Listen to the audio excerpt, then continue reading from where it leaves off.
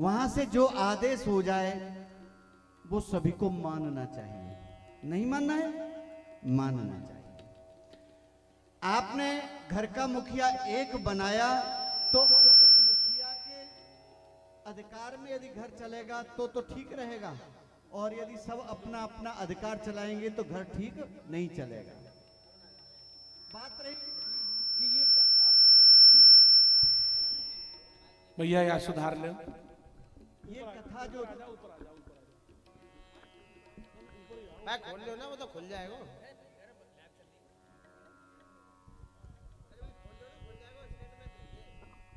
श्री राधे, श्री राधे, श्री राधे।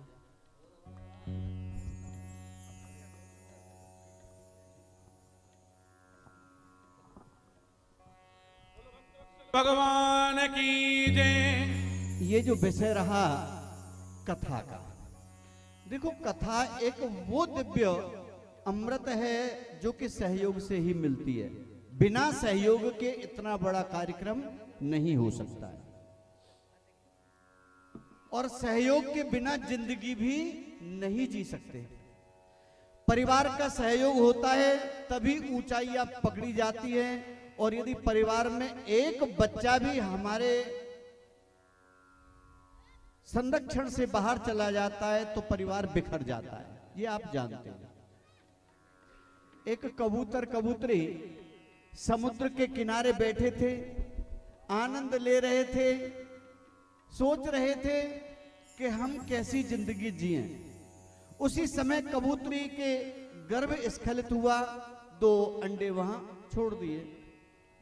वो अपनी सुरक्षा के लिए पेड़ पे बैठ गए, लेकिन रात में समुद्र में लहर आई और दोनों अंडों को ही वो बहा करके ले गई।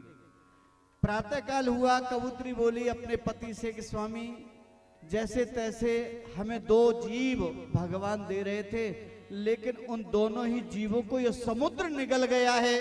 हमसे ज्यादा दुर्भागी इस दुनिया में कोई दूसरा नहीं। देवी कहती है कि मैं या तो बच्चे मिलेंगे तब जीऊंगी, नहीं तो अपने प्राणों को त्याग दूंगी।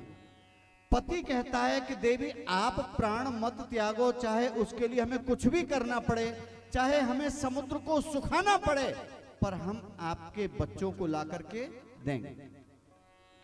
ऐसा ही होता है। ये पुरुष ऐसा ही है जो अपने पत्नी की हर संभवतः सुख की आशा करता है, प्रयास भी करता है। आज उस पक्षी ने सभी पक्षियों को निमंत्रण दे दिया, कह दिया कि भैया हमें समुद्र खाली करना है। समुद्र खाली करने के लिए रिश्तेदार नातेदार सब आ गए। जाते ही समुद्र में पंख भिगो करके बाहर पानी को छिड़क देते हैं। यही संदेश पूरे देश विदेश हर जगह पहुंच गया। अंत में यह संदेश पहुंचा भगवान नारायण के बैकुंठ में। जब बैकुंठ में यह संदेश पहुंचा गरुण के लिए, तो गरुण जी से कहा गया कि आपकी बिरादरी के सभी लोग समुद्र सुखाने में लगे हुए हैं, आप यहां क्या कर रहे हो? बोले मुझे क्या करना है कि जल्दी जाओ, यदि बिरादरी में रहना है तो जल्दी जाओ, अपनी बिरादरी के साथ में समुद्र को सुखा दो। गरुण ने छुट्टी मांगी भगवान से, बोले हमें छुट्टी दे दो, हमारी बिरादरी समुद्र सुखा रही है तो उसके लिए जाना है। भगवान बोले पागल हो गए हो, तुम समुद्र को कैसे सुखा सकते हो?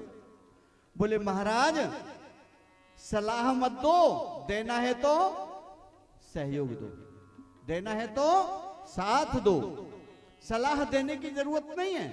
भगवान नारायण बोले कि ठीक है भाई, मैं भी चल रहा हूं तुम्हारे साथ।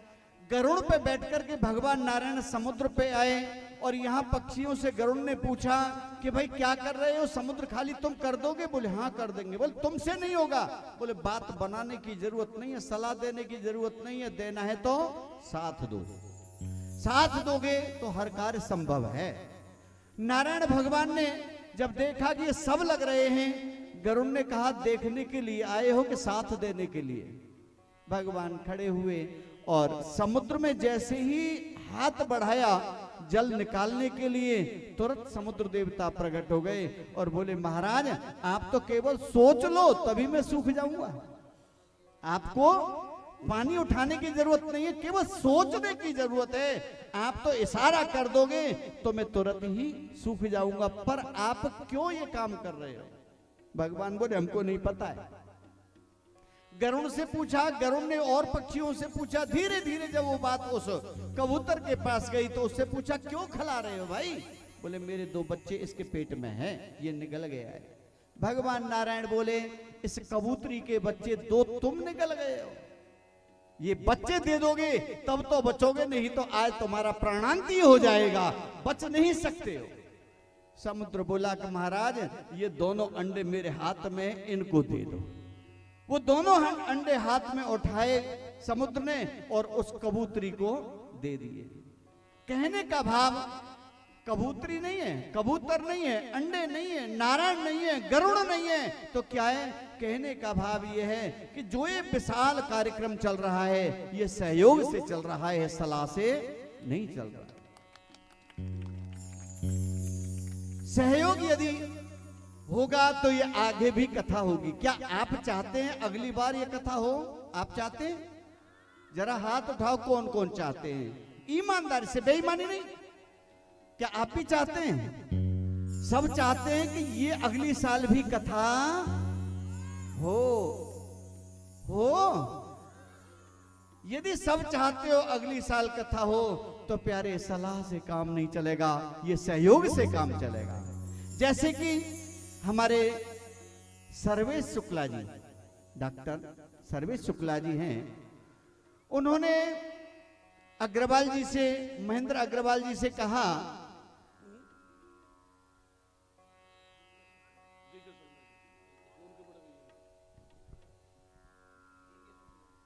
अच्छा, सर्वेश शुक्ला जी जो कि इस समिति के धीरेन्द्र कुमार शुक्ला जी के छोटे भाई हैं। धीरेन्द्र शुक्ला जी हैं, इनके छोटे भाई हैं, आप सब जानते हो उनको, जो कि गाजियाबाद में कार्यरत हैं। उन्होंने अपने मालिक कहें या अपने सहगिर्द कहें श्री महेंद्र अग्रवाल जी, उनसे जब इस चर्चा को किया है कि हमारे यहाँ श्रीमद् भागवत सप्ताह कथा हो रही है। क्या? श्रीमद् भागवत सप्ताह कथा हो रही है। तो इस दिव्य आयोजन में वो अपने आप को रोक नहीं पाए और श्री अग्रवाल जी ने 51,000 रुपए का सहयोग दिया है। 51,000 रुपए का सहयोग इस कार्यक्रम के लिए दिया। धन्य है उनके लिए, उन श्री महेंद्र अग्रवाल जी के लिए। महेंद्र अग्रवाल जी के लिए धन्य है, उनके माता पिता के लिए धन्य है, उनके गुरु गोविंद के लिए धन्य है, उनके इष्ट मित्रों के लिए धन्य है, जिनकी प्रेरणा से उन्होंने 51,000 रुपया दे करके आपके इस कार्यक्रम में 4 चांद लगा दिए। यदि ऐसे ही सहयोग मिलता रहेगा तो प्रतिवर्ष ये कार्यक्रम होता रहेगा, क्योंकि शुक्ला जी तो कह ही रहे थे कि ये तो हर साल होना है। अच्छी बात है, हर साल होना है। ऐसे ही आप लोगों में जोश बना रहे और थोड़ा नहीं ज्यादा से ज्यादा ऐसे ही सहयोग करते रहेंगे तो निश्चित ही ये प्रोग्राम बहुत ऊंचाइयों तक जाएगा और आप सबको इसका लाभ मिलेगा। बोलो बांके बिहारी लाल की।